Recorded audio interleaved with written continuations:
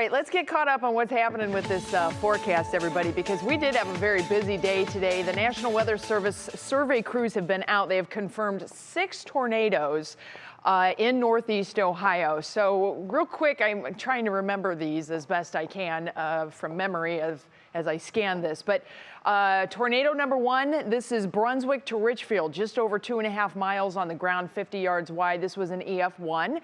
Another EF0 in Hudson. This was basically a hit and lift.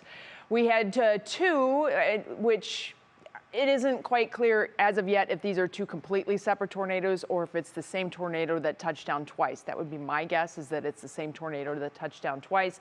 But down in Jackson Township, EF1, and then we also had some EF1s, 2 of them in Cortland there in southern sections of Trumbull County. Elsewhere, we had some other wind damage that was not necessarily associated with tornadoes, but this is a pretty intense day for us. We don't typically get these swarms coming through as they do, but we do have a second season. The typical time for tornadoes that you would think of is spring, but there is a second season in the fall, and it all has to do with the change of seasons here in Northeast Ohio.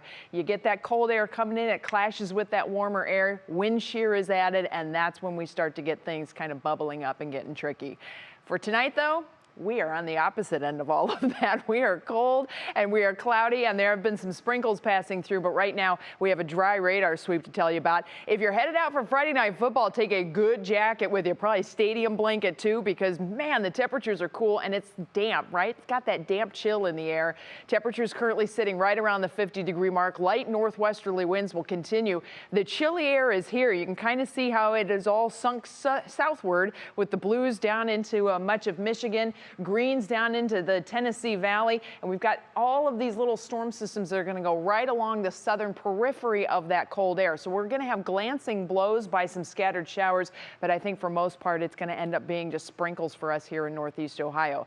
Let's get into some of these particulars now as we fly down to Cleveland, and we have temperatures tonight that are going to fall back into the low 40s. We're going to have some lake rain showers holding on. You will need an extra blanket on the bed for the overnight hours tonight too. Tomorrow we'll have a few sun peaks, but I think a lot of clouds.